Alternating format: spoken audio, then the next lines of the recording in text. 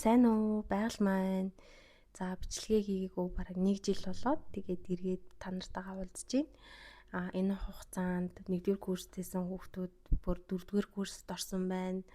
Манай үеийнхэн бол төгссөн байна. Тэгээд зөндөө олон өөрчлөлт дэвшилтүүд гарсан. Бүх зүйл айгүй өөрчлөгдсөн байгаа. Тэрнтэй ч адилхан хамгийн сүүлийн миний бичлэг бол ингээд миний их сургуулиуд төгсөж байгаа бичлэг байгаа. Тэгтээ одоо болохоор би резидент хэмж болоод бүтэн 1 жилийг өнгөрөөсөн байна. Тэгээд резидент хэмж гэдэг статустаагаар бүтэн 1 жил байх хугацаанд юу болж өрнөсөн. Тэгээд дээрээс нь яагаад резидентэд сурахаар болсон тэр дундаа яагаад яг ямар чиглэлийг сонгоч воо гэдэг дээрээ төвлөрөөд бичлэгээ хийх гээд бэлдээ сууж юм. Тэгээд нөгөө оройн цагийн л зав гарч байгаа өдөржингөө л ажилтай энэ төр гэж явсаар хагаад оройн цагийн зав олдож байгаа болохоор юм харанхуулаг бичлэг хийж гин. Тэгээд гол хэрэгтэй юм ярьж байгаа болохоор асуудал байх гэж бодоод өргөлжлүүлээд явъя. Би ингээ үгэнд бичсэн байгаа байхгүй юу. Тэгэхээр энийг харж байгаа л ярьчин л гэж бодоод байна л да. За ер нь нэртэй яагаад анханасаа резидентээр сурахаар болсон юм бэ? Яагаад резидентэд сурахын зүгээр ажиллаад явчих болоогүй мó дадлага туршлага хуримтлуулад гэж одоо асуулт гараад ирж байгааз. Тэгээд би болохоор анханасаа бүх юмыг яг зөвөр тэгээд ном журмаар нь сурахыг хүссэн. Хэрвээ би ажилд ороод ажлын байранд 1 жил хэрээтэй ажиллаад ч гэдэг юм эсвэл би ажиллаж байгаад 1 жил биш 1-р жил ажиллаа явчихыг бас үгүйсэхгүй шүү дээ. Тэгэхээр тэгэж явж байгаад миний одоо яг зөв зарчмаар нь сурахаас илүүтэй бусад хүмүүсийн дээд албан тушаалны одоо арга байрлж гэдэг юм уу шаардлага ч гэдэг юм уу тэрэнд одоо нийцүүлэх гэсэн арай өөр юм миний үнэт зүйл арай өөр зөрчих юм шиг надад санагдсан байхгүй.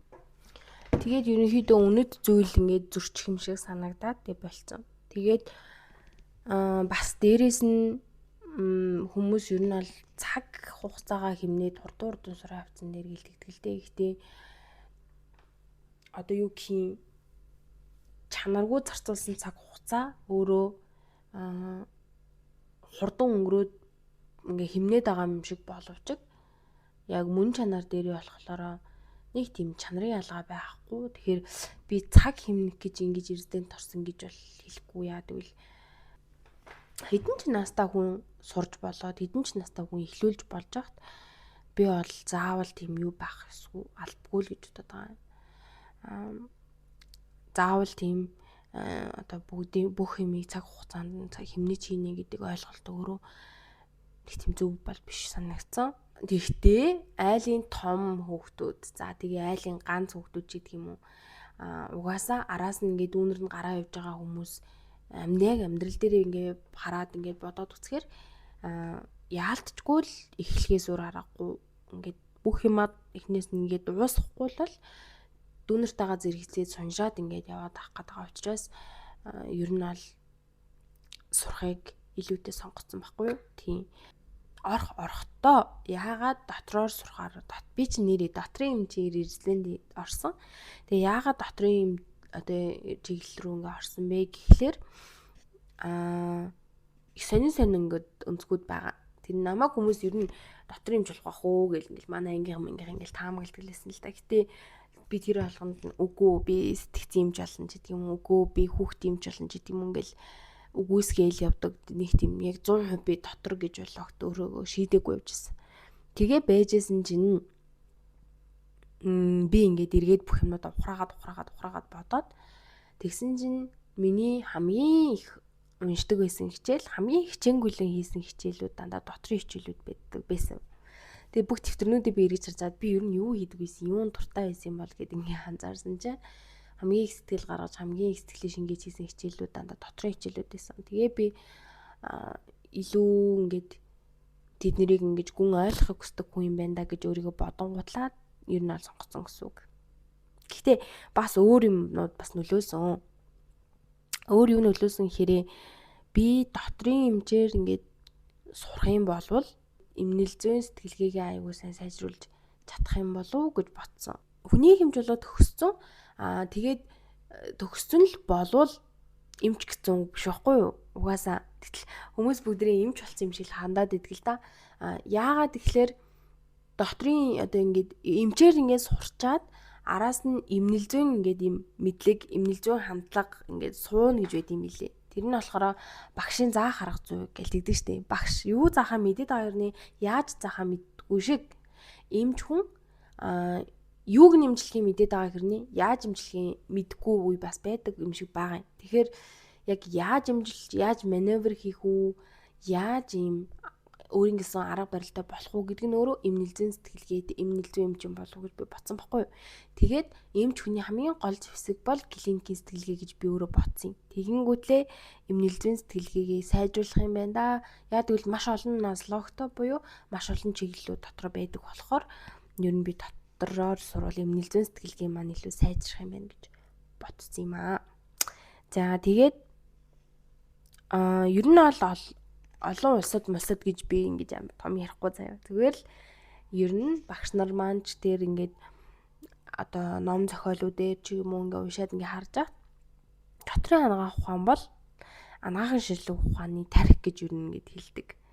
Буюу ер нь бол бүх юмний ингээ суурь нь болж өгдөг юм аа гэдэг агуулгыг гаргаж ирж байсан байхгүй юу? Миний ингээд уншиж судалсан юмнууд дээр тэгэнгүүт ер нь би бүх юмний суурийг, угийг, мөн чанарыг нь сурах ёстой байна, судлах ёстой байна гэдгийг илүүтэй бодсон. Тэгээд окей. Энэ байна гэж бас нэг шалтгаан. Дараа нь болохоор одоо манай хүн ам дотор ингээд би шууд амаараа тэдэн хувь нь ингээд дотрын өвчтөө байдаг ч гэдэг юм уу ингээд хэлж алж чадахгүй л юм л да. Гэхдээ эмнэлэгт хандж байгаа дээлийн хийхний шалтгаанууд нь бол дотрын өвчнүүд байдаг. Тэгэнгүүт би хүнд хэрэгтэй хүн болно. Тэр дунд олон хүнд би хэрэгтэй хүн болж чадна. Олон хүнд би тусалж чадна гэдэг одоо бодол бас надад орж ирээд тэгээд эмч хүн ч өөрөө хэдийгээр ингээд цалин мөнгө багтай, хэдийгээр нөхцөл боломжийн тийм хинч гэлээ хүнд өөрийгөө хэрэгтэйгээр мэдэрнэ гэдэг мэдрэмж өөрөө тэрнээс харьцуулшгүй юм гой үнэтэй мэдрэмж идэг болохоор эмчнэр энэ эмчийн ажлыг хийсээр л байд юм болов уу гэж би боддог байхгүй. Тэгэхээр ер нь бол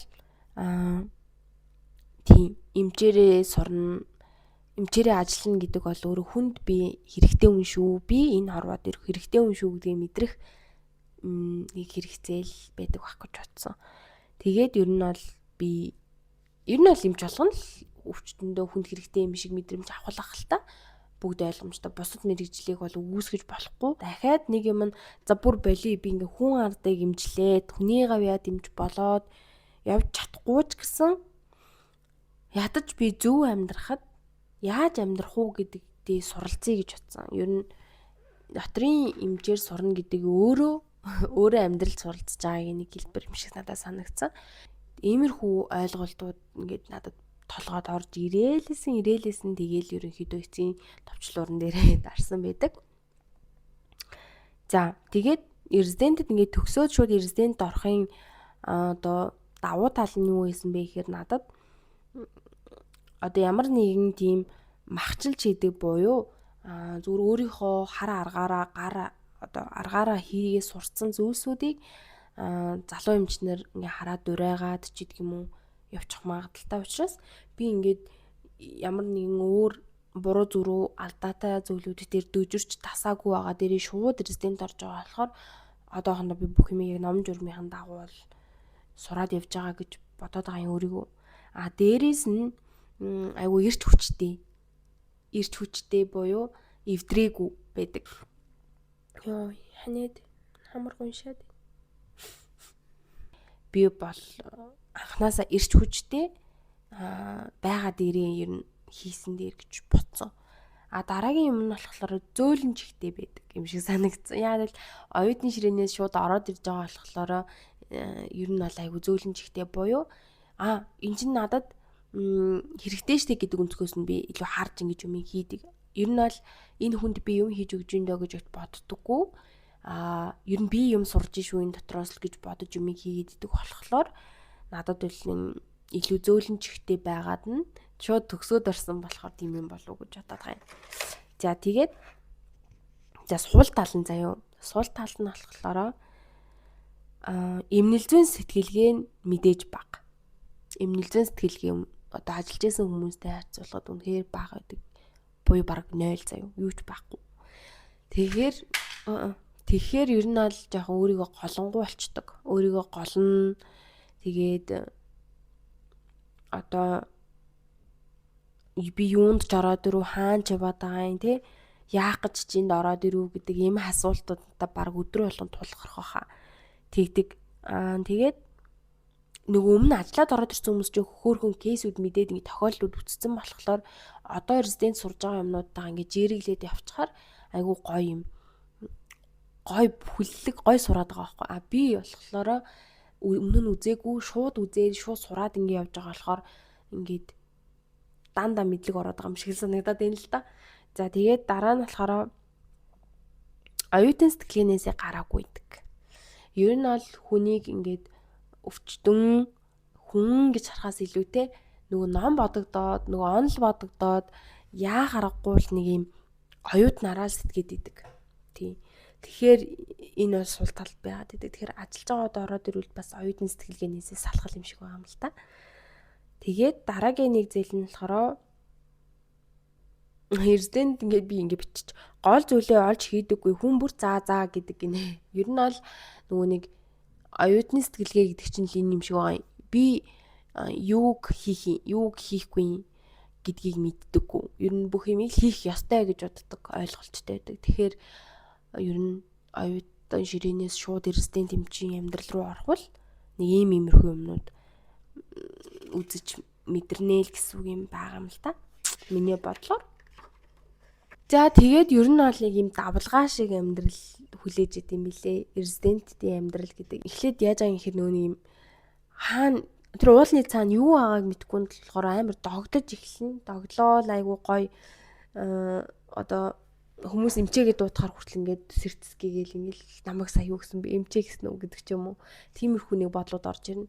Тэгээ ингэж явж агаад гинт амар ингээд нөгөө өндөр хүлээлт оргилдоо ингээд хүрчээд байжсэн чинь эхний тохиолдол одоо хүнийг айгу нам унгаадаг. Тэгэл шууд навс ундаг. Тэр нь болохоор гинт намайг шийдвэр гаргалтанд хүргэх тийм тохиолдол байдаг байхгүй бидний чи шийдвэр гаргахгүй бол энэ асуудал шийдэгдэхгүй ч гэдэг юм уу чамаас хамаарна эмч танаас хамаарна гэдэг юм байр суурин дээр ирчгээр үнэхээр хэцүү байдалд орд юм билээ. Тэгэл ёстой хаашаач ороо нуугдчихмаар зүгээр л цухтмаар бүх юмнаас цухтмаар ороод нуугдчихмаар тэр ингээд амар уналтын ингээ үедээ ороод юу вэ би чинь юу хэлээ би хийж чадах юм уу гэдэг юм одоо асуултан дээр ингээд ирчээд тэгээ аажим таньж мэдээд уулын цаана ийм байсан юм байна гэж таньж мэдэнгүүтлээ буцаад за одоо ингээд сураад явъя гэл ингээл бас хөөрхөн хичээгээл хурган ингээ явж итэл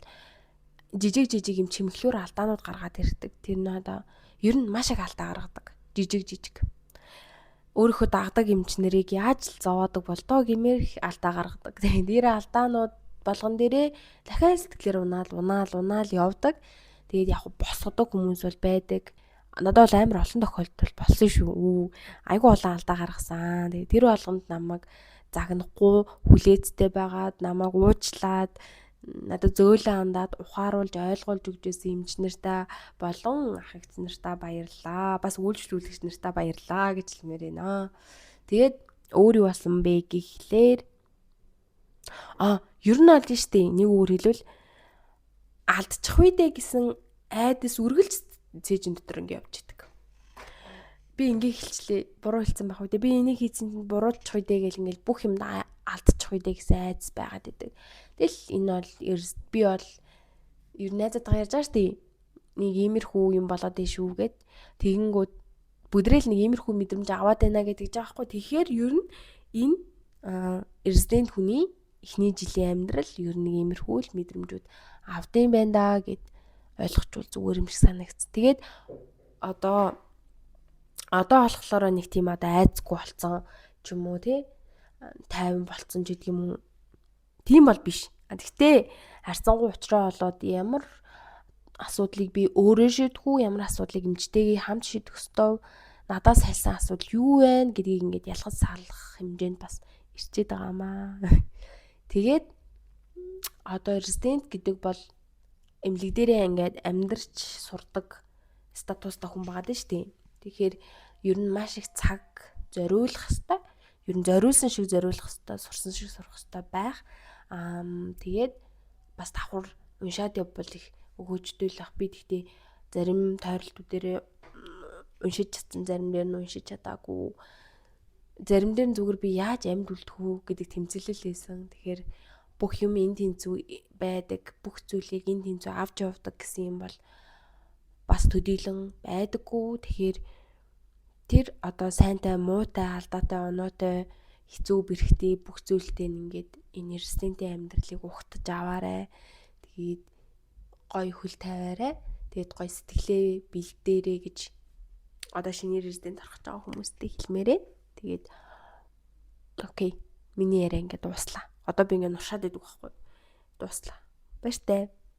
Өнөөдөр резиденттэй холбоотой өөр асуух юм эсвэл яриулах юм байвал надад хэлээд комент дээр биччихээрэй. Би тэгээд бас нэг гигэн цагаан өдөр надад цаг гаргаад ирвэл би бичлэгээ хийгээд оруулнаа. Баяртай.